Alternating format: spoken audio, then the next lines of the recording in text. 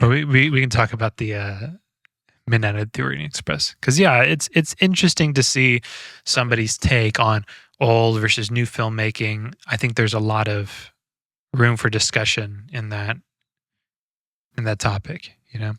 Absolutely. Well, I think we've had a terrible time with making too many cuts in films and making it's unfortunate because in advertising it is a lot of times more effective to have cuts, just because you only have so little time. But when somebody has agreed to watch a film, you have more ability and free reign. And so I think you should honor that free reign of attention. They're going to at least give you 10 minutes, You might as well do some really cool shit. In film? In film. Yeah, it's interesting to look at the science behind that, because that's what these editors and DPs assumingly are coming from.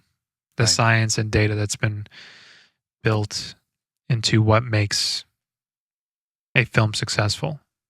I mean, you have to assume all these people have worked in and analyzed plenty of films the way they've been done, and now they've come to this conclusion as to what's best, which has been built upon the older films. So then you kind of have to ask why, like, how did it get here? How did we get to this point? And like, I think to some degree, it's people have like acknowledged that science and are making an honest go at like doing something well and better. And then to another degree, they're trying to innovate before they've thoroughly learned the craft. They're trying to reinvent the wheel before they've established what's already been working. You know what I mean? Yeah. Just because, like, with this example, you mean with the new film versus the old? Yeah, because like yeah. I'm gonna refrain from going like super deep into the like film history and stuff, but like with that video exemplifying the new way Murder at the Orient Express was made versus the old way, this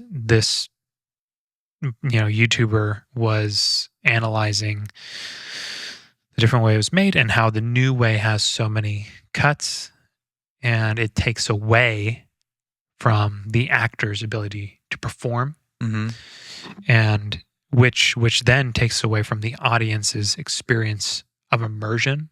Yeah. As opposed to the old way, you had these people able to bring out themselves, breathe their life into the film, which is ultimately more engaging than cinematography principles. Right. That's ultimately going to be more engaging. So that's kind of the argument. And I think the reason that is just sort of people's professionalism now, as like, DP, they have worked on so much stuff, they know what works, what the expectation is, and they just kind of do it. Yeah. Yeah, and I think they need to release that, give themselves more freedom. And because it looked like just a beautifully shot run-of-the-mill kind of like flick, and on the new Orient Express, whereas the other one was profound. And and also a lot of people don't even do it nowadays the way they did it back then. And they would leave a lot of lingering, and they would leave a lot of one-shots just all in one shot for like 2 or 3 minutes. The average length of the shot was like 2 or 3 minutes. Yeah. I'm like, damn. I mean, yeah, that's long just in general, but it's extraordinary the acting ability and the performances were out of this world. Yeah.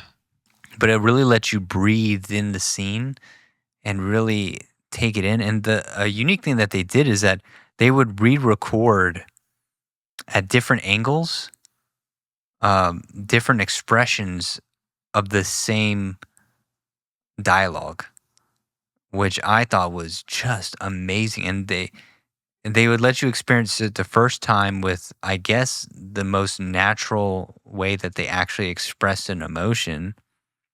And then later on, they would have a flashback to kind of trick the audience of them saying the same line, but in a slightly different way, maybe more nervous instead of like Oh, blissfully sure. excited. Oh, sure. That's interesting. Yeah, that's very creative. And I was like, that is so, but it's a flashback. It's the same scene. They've already seen that scene, but now they're not Yeah. sure because it's a whole it's a mystery. Yeah, yeah. And so it's playing with the audience to kind of like give them red herrings based on based on their perception of that scene, of the perception of that person, of that actor's emotion Yeah. in that scene. Right. And it was intentional red herring. Hmm. And I'm like, dang, that is super smart. Yeah. That is super smart. They did the same thing in American Psycho, which a lot of people don't recognize. There's a scene where Willem Dafoe. Oh, yes. Right. Yeah. Yeah. Well, there's a scene where Willem Dafoe is talking with him and talking with Christian Bale, the American Psycho, trying to figure out how much he knows about something. And they did 3 different, or I think it was like 5 different takes of one where he knows he's a killer, Mhm. one where he doesn't know he's a killer, and third where he has suspicions that he's the killer. Yeah, where he's unsure. Yeah. And then what they did is they strung it all into that same sequence. Yeah. And it was a different, each frame was a different, not each frame, each cut was a different emotion. Yeah. Different It was taken from intention. each one. Yeah. Yeah, it's taken from each one. It was strung together. Right. Right. I was like, Yeah. I mean, it's almost like you can't believe the camera. Yeah. And as an audience member, it's really that scene's really engaging.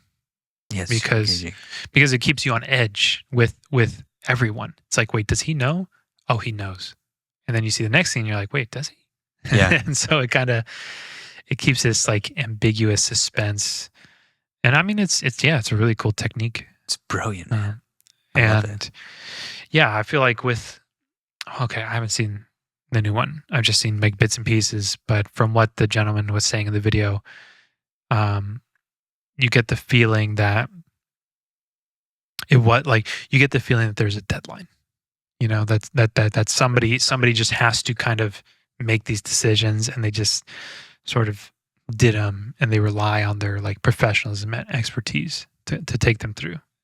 And it's not so inspired, you know, and that's a shame. But I think part of it now, and I think this is not a hot take. I think a lot of people would agree with this. The bell curve has become so heightened, you know, whereas before we had a bell curve like this, right, to where it's like between creativity and you know, like, and money and notoriety, to where like the best directors with the most money had the most like creative and inspiring films with like, you know, everything, right? Like at the top, they have that.